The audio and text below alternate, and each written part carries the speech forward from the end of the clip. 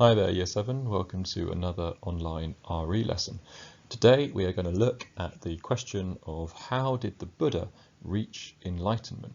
So if you remember, last lesson we started by looking at the story of Prince Siddhartha Gautama, and we looked at his journey when he left the palace and left his life of luxury in search of what he thought would be truth and understanding and enlightenment about the world.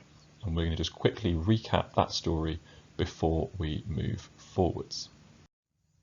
So first of all, I'd like you to answer this question. Which of the following was the first of Siddhartha's four sights? Was it death, old age, sickness, or an ascetic? Of course, it was old age. That was the first of his four sights, where he saw the man crippled with old age, bent over double. Question 2. Which was the second of his four sights? Pause the video, write down what you think the answer is. Of course, it is sickness. After seeing someone suffering from complications due to old age, Siddhartha then saw somebody suffering from sickness. What was the third of his four sights? Pause it, write down what you think the answer is. Of course, it was death. It was the progression of suffering from old age to sickness to death that he saw, and that means that the fourth of his four sights was, of course, an ascetic. And this is where we pick up our story today. So, having met the ascetic, the holy man in the forest, Siddhartha then goes on an alone journey looking for enlightenment, and he meets some more ascetics. He meets 5 more ascetics who are all living a life of self-denial, and Siddhartha becomes one of them. He begins to starve himself. He begins to sleep on a bed of nails, and he begins to deny his body the things it needs, because he thinks that in doing this he is going to reach mental enlightenment.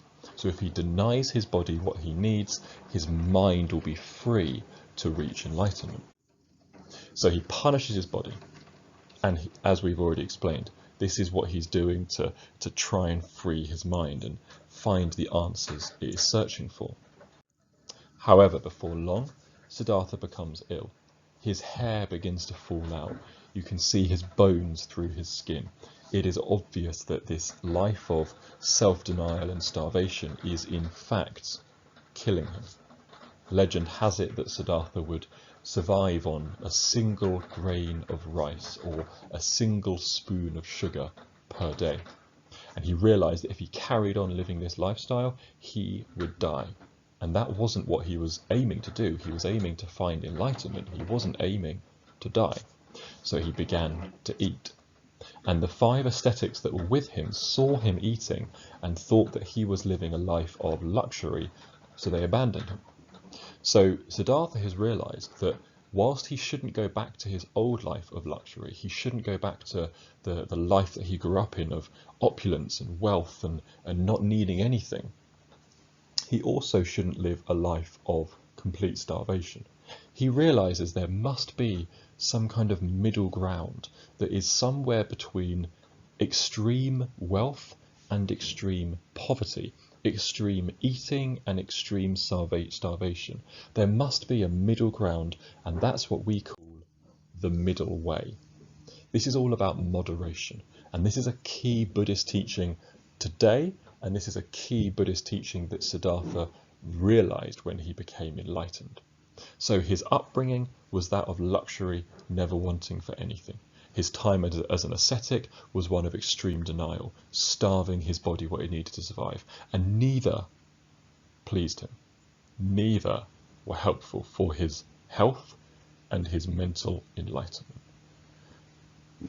And therefore he began to live the middle way, enjoying life in moderation.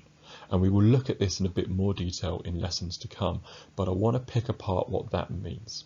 In life today, the middle way means not spending hours and hours and hours on your phone, but also not throwing your phone away.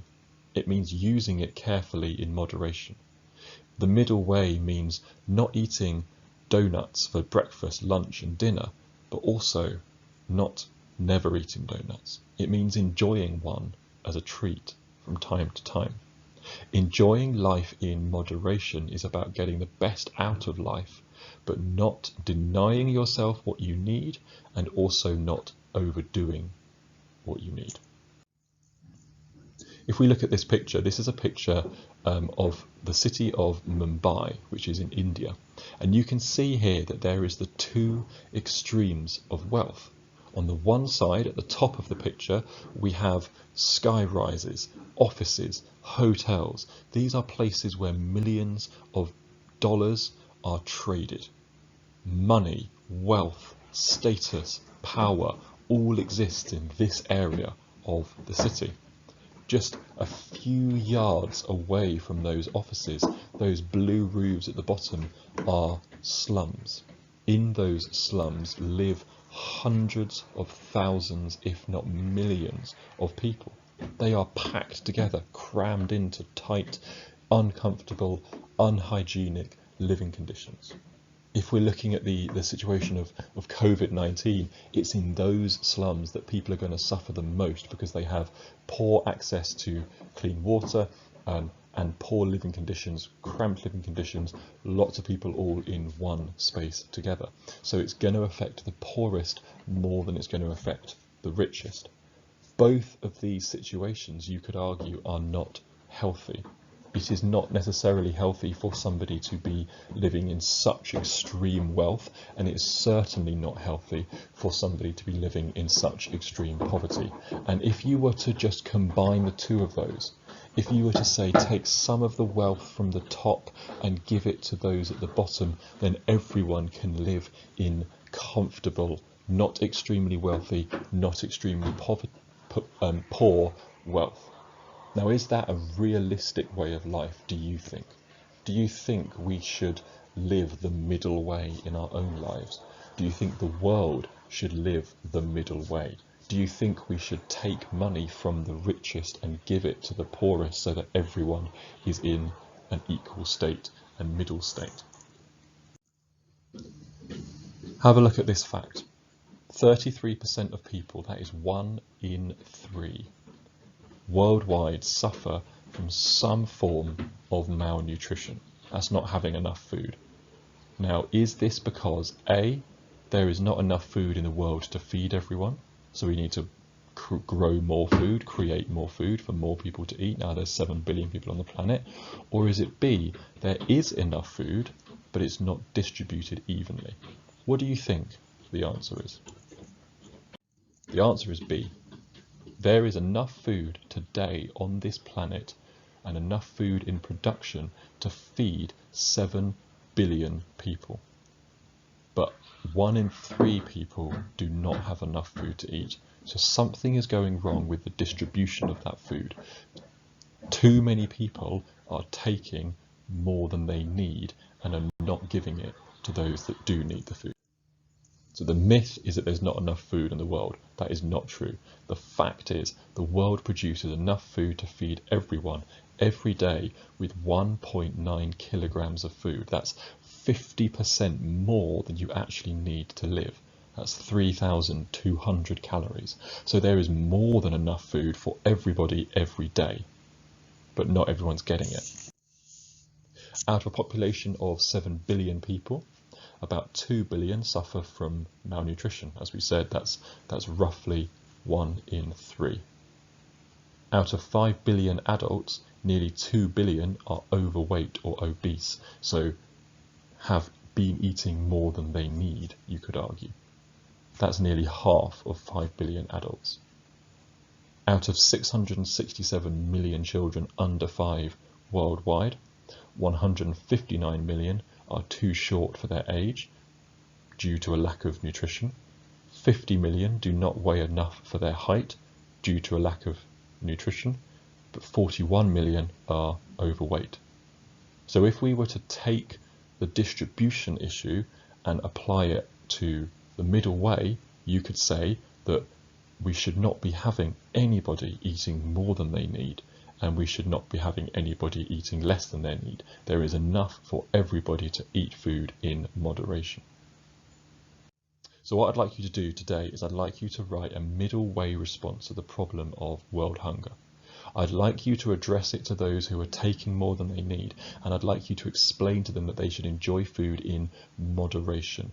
Moderation is essentially the idea that you have what you need and no more. So you're not excessively having food, you're just taking what you need and no more, and that leaves enough for everyone else. And there's an extension. I'd like you to think, how far do you think the middle way is an effective motto for life in general? Can you apply the middle way to your schoolwork? Or should you actually be working harder necessarily to get the best grades? Can you apply the middle way to video gaming? Can you apply the middle way to what you spend on clothes? Is it an effective motto for life? Yes or no? Explain your reasons. Please send me all the work you've done and have a good day.